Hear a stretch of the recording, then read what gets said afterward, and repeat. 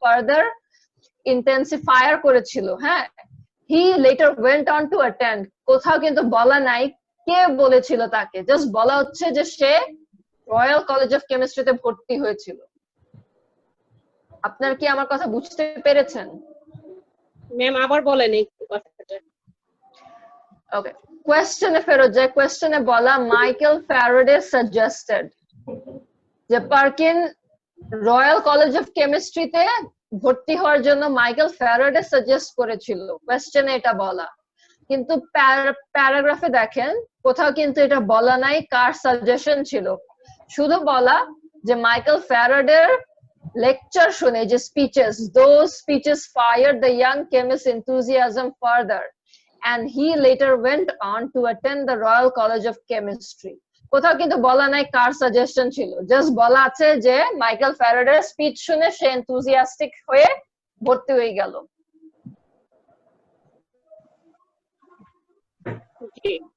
ওকে, এখন তাকে রয়্যাল কলেজে ভর্তি হওয়ার জন্য কে সাজেস্ট করেছিল এইটা কিন্তু বলা নাই, তাহলে নট গিভেন। নট গিভেন, এটা হবে নট গিভেন। অলরাইট, এর পরেরটা আমি পড়ে নিব যেহেতু আমার 2 নম্বরের আনসার শেষ। আমি 3 নম্বর পড়বো। 3 নম্বর বলবো। আচ্ছা, আপনারা কাইন্ডলি যেটা করবেন, একটু অ্যান্সার গুলো নোট ডাউন করে ফেলেন, কারণ আমার তো এখানে নোট করার মতো ইয়ে নাই। এরপরে আমরা চেক করব, অ্যান্সার স্ক্রিপ্টে গিয়ে চেক করব। প্রথমটা আমরা বলে আসছিলাম নাম্বার 1 হচ্ছে ফলস, নাম্বার 2 হচ্ছে নট গিভেন। নাম্বার 3 টা দেখি, পার্কিন এমপ্লয়েড অগাস্ট উইলহেম হফম্যান, এটাতে আমরা এখনো আসি নাই, সো আমি খোঁজাখুঁজিও করব না। আমি চলে আসবো পরেরটাতে।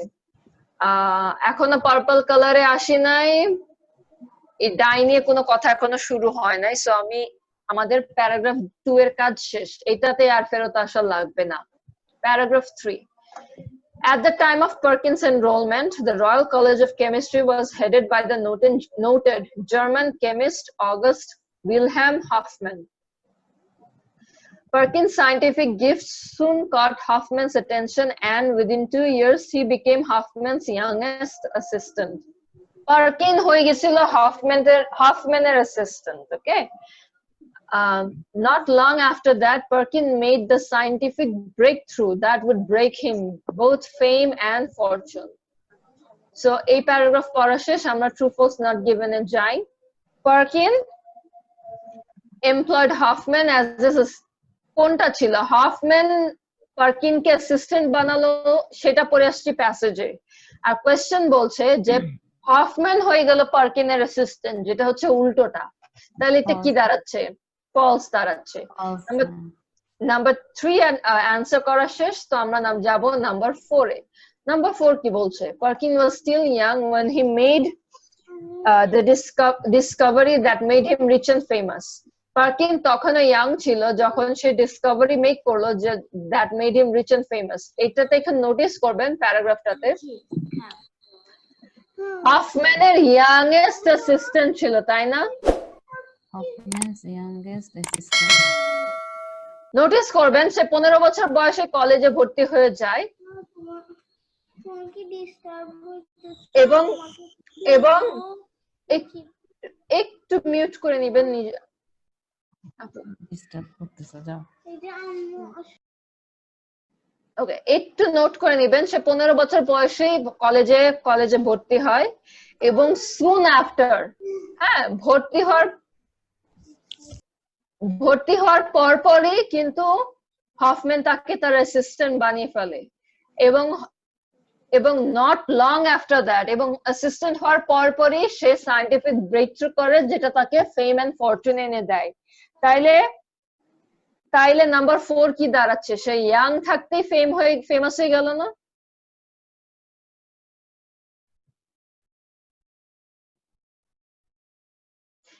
আবার নোট করবেন আপনারা একটু কেয়ারফুলি, 15 বছর বয়সেই কলেজে ভর্তি।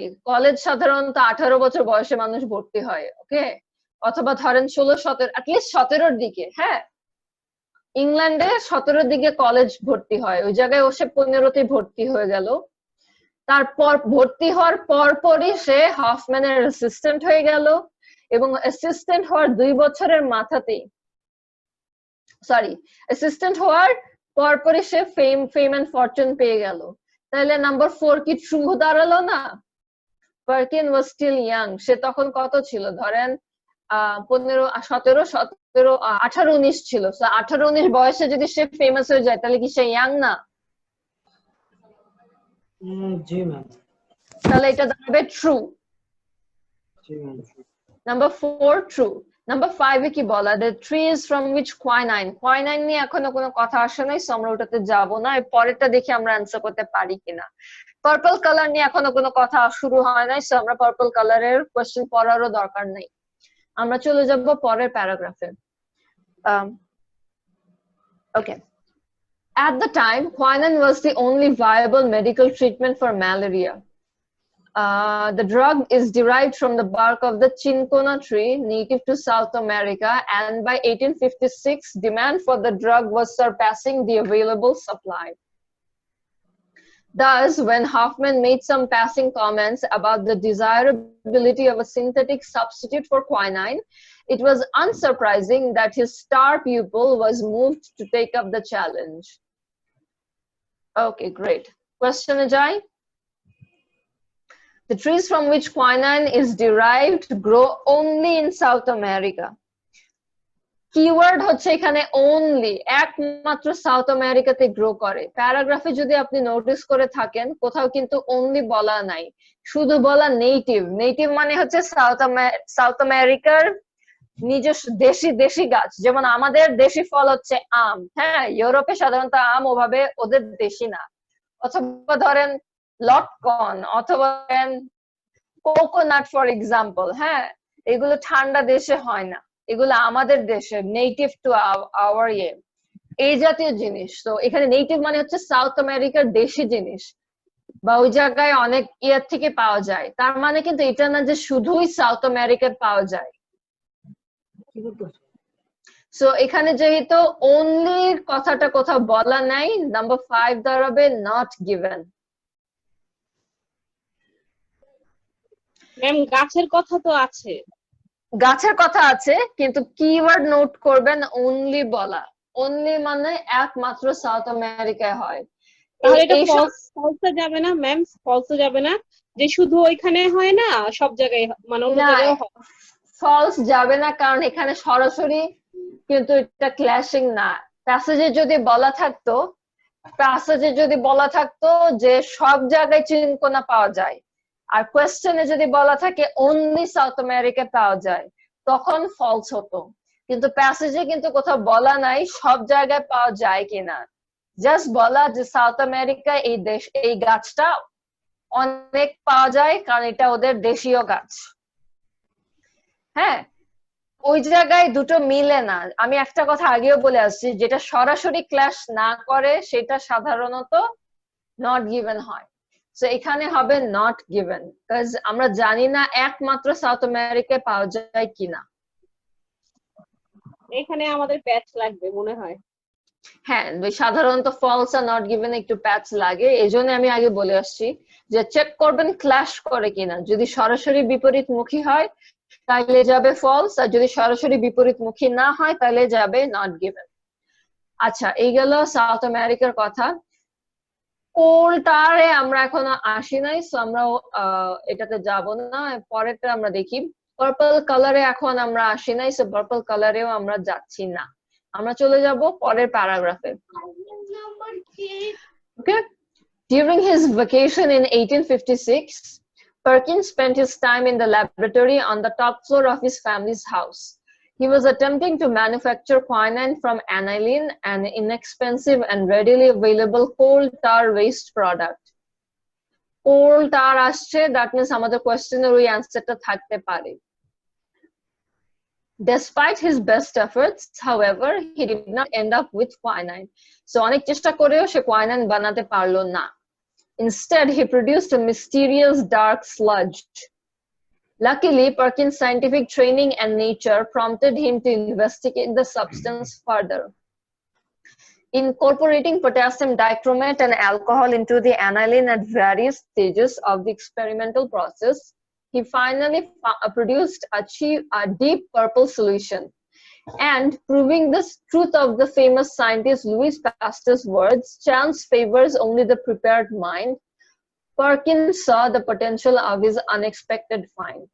So unexpected যে find ছিল deep purple solution, সেটার যে potential ছিল যে সেটা সে বুঝতে পারলো। যাক, এখন আমরা কোয়েশ্চেনে ফেরত যাই। Number 6, Perkins hoped, কি হোপ করেছিল? To manufacture a drug from a coal tar waste product. আমরা মাত্র দেখে আসলাম সে coal tar দিয়ে quinine বানানোর চেষ্টা করছিল, তাহলে নাম্বার 6 দাঁড়াবে true. True. Okay. Number 7, Perkins was inspired by the discoveries of the famous scientist Louis Pasteur. কোথাও কিন্তু তার ডিসকভারির কথা বলা নাই, জাস্ট বলা হচ্ছে যে লুই পাস্টার একটা কথা বলেছিল, সেটা পার্কিনের বেলায় মিলে গেল। তার কথাটা কি ছিল? Chance favours only the prepared mind. এটার সঙ্গে কিন্তু লুইস পাস্টারের কোনো ডিসকভারির সঙ্গে পার্কিনের কোনো সম্পর্ক সম্পৃক্ততা নাই, যার কারণে নাম্বার 7 হয়ে যাবে নট গিভেন। অলরাইট, এগুলো শেষ, আমরা যাব পরেরটাতে। Before Perkins discovery, with what group in society was the color purple associated? এটার উত্তর এখানে নাই, সো আমরা এখানে নিয়ে আর বদল করব না। আমরা চলে যাব পরের প্যারাগ্রাফে। Historically, textile dyes were made from such natural sources as plants and animal excretions. Some of these, such as the glandular mucus of snails, were difficult to obtain and outrageously expensive. Indeed, the purple color extracted from a snail was once so costly that in society at the time only the rich could afford it. So একটা সময় ছিল যে purple colour তৈরি করতে এত খরচ হতো যে পার্পল কালারের ডাই বা ওই কালারের ডাই শুধু রিচ যারা ছিল তারা অ্যাফোর্ড করতে পারত। Further, natural dyes tended to be muddy in hue and fade quickly. It was against this backdrop that Perkins' discovery was made. So, এরকম একটা পরিস্থিতিতে পার্কিনের ডিসকভারি মেক করা হয়েছিল। So, আমরা যাব আমাদের কোয়েশ্চেনে। Before Perkins' discovery, with what group in society was the color purple associated? কোন group? আমরা মাত্র পড়ে আসছি, কারো মনে আছে? সোসাইটির কোন গ্রুপ পার্পল কালার অ্যাফোর্ড করতে পারতো? Rich group. Rich, excellent. only the rich could afford it. তাহলে आंसर কি হবে? রিচ গ্রুপ নাকি না, rich no more than 2 words. আপনি বলতে পারেন the rich, এই যে only the rich না, সো আপনি বলতে পারেন the rich, এখান থেকে কপি করতে হবে the rich. Okay, next দেখি number 9. What potential did Perkins immediately understand that his new dye had? কি potential ছিল? এখানে কিন্তু আবার পোটেনশিয়ালের কথা বলা নেই, সো আমি এখানে আর যাব না, আমি যাব পরের প্যারাগ্রাফে। Perkins quickly grasped that his purple solution could be used to color fabric, thus making it the world's first synthetic dye. Realizing the importance of his breakthrough, he lost no time in patenting it. But perhaps the most fascinating of all Perkins' reactions to his find was his nearly instant recognition that the new dye had commercial possibilities. Commercial possibilities. Question ta ki chilo? What potential? তাহলে আপনার উত্তর কি দাঁড়াবে? Commercial. Commercial possibilities, দুটো ওয়ার্ডই লাগবে। Ma'am না বুঝে এটা বলছে, একটু মিনিংটা বলবেন এই কোশ্চেনের? হ্যাঁ শিওর। কোয়েশ্চেনের অর্থ দাঁড়াচ্ছে যে পার্কিনের যে ডিসকভারি ছিল তার নতুন ডাই, এটার পোটেনশিয়াল মানে হচ্ছে এটার পসিবিলিটি আর কি, এক সেন্সে যে এটাকে কিভাবে ব্যবহার করা যায় বা এটার থেকে কি ধরনের বেনিফিট আসতে পারে, সেটাকে পোটেনশিয়াল বলে। হ্যাঁ, তো এখানে যেটাকে পোটেনশিয়াল বলছে সেটাকে প্যারাগ্রাফে পসিবিলিটিস বলছে, সিনোনিম ইউজ করছে ওরা। আচ্ছা আচ্ছা। সো কি পটেনশিয়াল ছিল, সে কি রিয়েলাইজ করলো যে তার ডায়ের এই পটেনশিয়াল আছে, সেটা হচ্ছে কমার্শিয়াল পসিবিলিটি। তো এখন আপনারা বলতে পারেন যে এটা সিনথেটিক ডাই না হয়ে আমরা কমার্শিয়াল পসিবিলিটি কেন দিচ্ছি? তার উত্তর হচ্ছে এই সেন্টেন্সটা দেখবেন একটা মিনিট, এই সেন্টেন্সটা একটু কাইন্ডলি সবাই পড়েন, হ্যাঁ, এই বাট পারহ্যাপস থেকে একটু পড়েন, আমি আপনাদেরকে পড়ার পর বোঝার পর বলছি যে এটা কেন ওটা দাঁড়ায়। Perhaps the most Purple solution could be used to color fascinating the most fascinating of all Perkins' reaction to his find was his nearly instant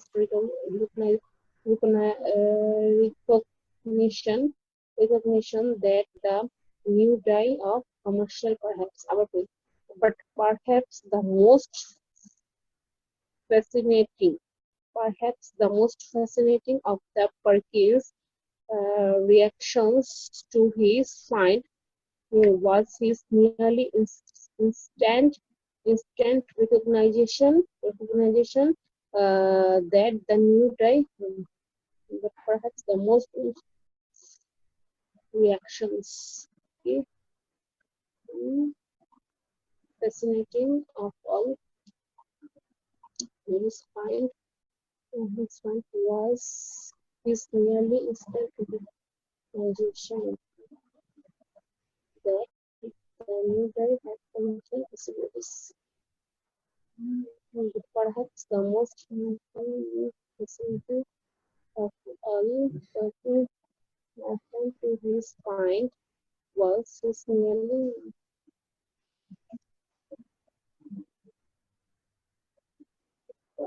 the most interesting of Perkins' ডান, সবার ডান। সো এখানে দেখবেন যে খুব সুন্দর করে বলানো, বোঝায় বলানো হচ্ছে যে দ্য মোস্ট ফ্যাসিনেটিং, হ্যাঁ, এক কথা হচ্ছে মোস্ট, তার মানে হচ্ছে এটা অনেক সব থেকে ইম্পর্টেন্ট অ্যাসপেক্ট। তারপর কি বলছে, ইনস্ট্যান্ট রেকগনিশন, মানে হচ্ছে ডাইটা দেখার সাথে সাথে সে এটা বুঝতে পারলো এবং এটা মোস্ট ফ্যাসিনেটিং, তাই আমরা এই উত্তরটাকে সিলেক্ট করব, আগের উত্তরটা না। ঠিক আছে? আগেও কি ছিল মিস উত্তর? হ্যাঁ, এই যে আগের সেন্টেন্সে বলা, হি quickly grasped that his purple solution could be used to color fabric. So colour fabric হতে পারে, সিনথেটিক ডাই হতে পারে, ওটাও উত্তর হতে পারে, কিন্তু আমরা এই উত্তরটা দিব না কারণ এর পরেরটা আরো স্ট্রং, সেটা হবে কমার্শিয়াল পসিবিলিটিস। এইভাবে অনেক সময় এই টাইপের প্রশ্নের উত্তরগুলো দেখবেন যে একাধিক ক্যান্ডিডেট থাকে উত্তর হিসেবে, হ্যাঁ, তখন একটা ক্যান্ডিডেট যখন আমাদের সিলেক্ট করতে হবে সেটার হিন্টও প্যাসেজে দেওয়া থাকে। যেই হিন্টসটার গুরুত্ব সবচেয়ে বেশি আমরা সেটাই পিক করব। এইটা আমরা যে হ্যাঁ হ্যাঁ তখন ইয়ে করা থাকবে, সেটা হবে কমার্শিয়াল পসিবিলিটিস।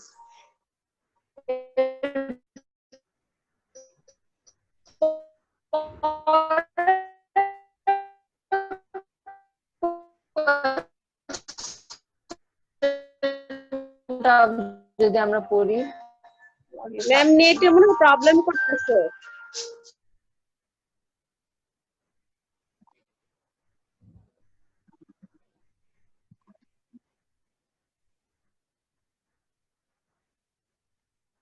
হ্যাঁ, সো এটা যদি আমরা পরের কোয়েশ্চেনে যাই, পরেরটা কি ছিল, এটা না, এটা না, number 10. What was the name finally used to refer to the first color Perkin invented? আমরা এখনো নেমিং এ আসি নাই, সরি, আমরা এখনো নেমিং এ আসি নাই, সো আমাদের এই প্যারাগ্রাফের কাজ শেষ। অলরাইট, সো আমরা যাব পরেরটাতে। Perkin originally named his dye Tyrian purple, but it later became commonly known as mauve, from the French for the plant used to make the color violet. So a question tate jodi amra jai, what was the name finally used? কোন নেমটা use করা হয়েছিল finally? Keyword হচ্ছে finally, মানে না violet না, এটা হচ্ছে মভ, মাত্র পড়ে আসলাম মভ। নোন, লেটার মানে হচ্ছে পরে, দ্যাট মিন্স ফাইনালির যে হিন্টটা সেটা এখানে দেয়া, এটা হবে মভ। রাইট? আচ্ছা, এখন যদি আমি পড়া কন্টিনিউ করি, he asked advice of Scottish dye works owner Robert Fuller, who assured him that manufacturing the dye would be well worth it if the color remained fast. would not fade, and the cost was relatively low. So over the fierce objections of his mentor Hoffman, he left college to give birth to the modern chemical industry.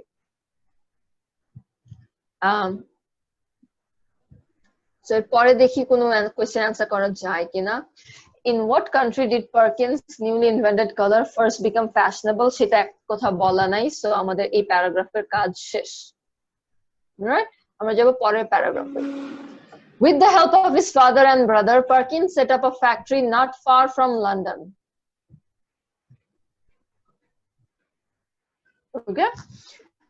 Utilizing the I think আমি এখানে একটা question miss করে আসছি. কোয়েশ্চেনটা হচ্ছে die গেল, sorry আমি 10 এর পর 12 তে চলে গেছিলাম, সো 11 মিস হয়ে গেছে. What was the name of the person Perkins consulted before setting up his own dye works? আমরা মাত্র পড়ে আসছি, ওনার নাম কি ছিল? রবার্ট পুলার. ওকে, সো এটা হবে ওটার অ্যানসার. এরপর আমরা যাব এই যে 12 নম্বরে যে প্রশ্ন ছিল যে কোন দেশে ওর কালার ফার্স্ট fashionable হলো, সেটার উত্তর এই প্যারাগ্রাফে নাই, আমরা নেক্সট প্যারাগ্রাফে চলে যাব.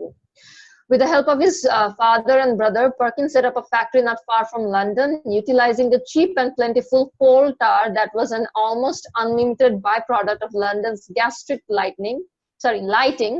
The dye works began producing the world's first synthetically dyed material in 1857. এখানে কোথাও কিন্তু বলা নাই কোন দেশে ফ্যাশনেবল হয়েছিল. The company received a commercial boost from the Empress Eugenie of France when she decided the new color flattered her.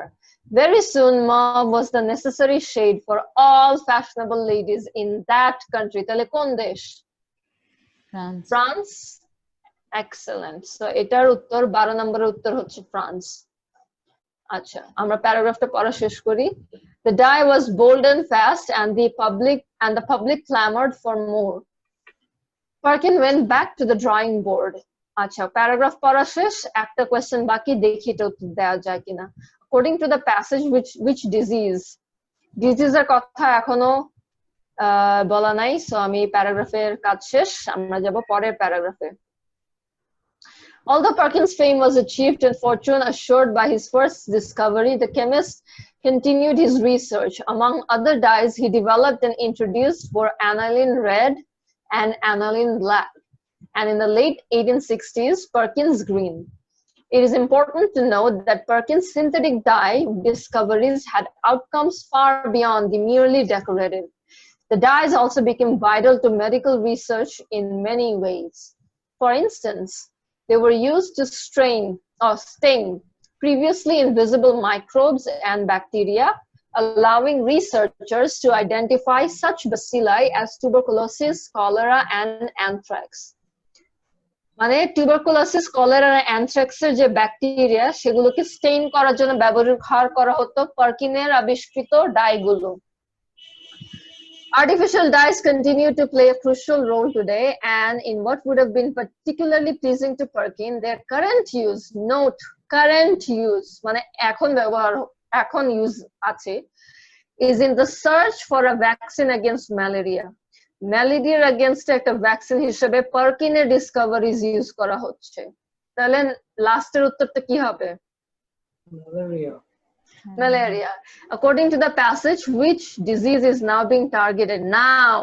Now হচ্ছে current. Targeted by researchers using synthetic dyes, malaria. এই যে current use in search for a vaccine against malaria. So that's malaria. So this is how আমি answer করব, এবং আমি জানি আপনারা বলবেন একটা প্যাসেজে অ্যানসার করতে এত সময় লেগে গেল. এটার উত্তর হচ্ছে কারণ আমি শুধু অ্যানসারই করছিলাম না, আমি আপনাদেরকে এক্সপ্লেনেশনও দিচ্ছিলাম এবং ফাঁকে ফাঁকে আপনাদেরকে পড়ারও সুযোগ দিচ্ছিলাম. সো এতে অনেক টাইম কিল হয়, বাট আপনারা যদি এইভাবে করতে পারেন, ইউজুয়ালি আমার যেটা হয়, আমি 2বার আইএলটিএস দিয়ে আসছি. ফার্স্ট টাইম যখন দেই তখন আমার 3টা প্যাসেজ অ্যানসার করে হাতে আরো 8 থেকে 10 মিনিটের সময় ছিল, আর সেকেন্ডটা করার বেলায় আমি একদম 5 মিনিট হাতে সময় রেখে শেষ করেছিলাম. সো ইনাফ টাইম আপনারা পাবেন. ম্যাম একটু কথা বলবো. ম্যাম শুনতে পাচ্ছেন? জি ভাইয়া বলেন। ম্যাম একটু 6 নাম্বারটা যদি একটু আরেকবার বলতেন। ওইটা তো 6 নাম্বারটা তো ফলস হওয়ার কথা ছিল, সেটা ট্রু হয়েছে কিভাবে? 6 নাম্বারটা ওই যে ড্রাগ এর কথা বলা হলো, আর কিন্তু প্যাসেজে ছিল যে কলোনাইল না কি যেন একটা নাম দেখলাম। কোনটা? 6 নাম্বার 6 নাম্বার। আচ্ছা আমরা 6 নাম্বারে যাই। কোলটারেরটা জি ma'am, manufacture a drug a from drug from unconventional coal tar waste product। product. এটা যদি আপনি আই থিংক এখানে কোথাও পড়ে আসছিলাম, কোথায়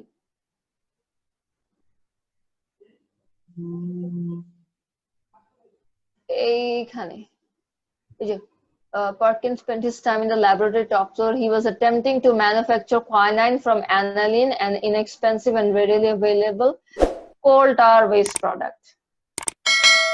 কিন্তু এখানে তো ড্রাগের কথা কিছু বলেন নাই আমার কাছে।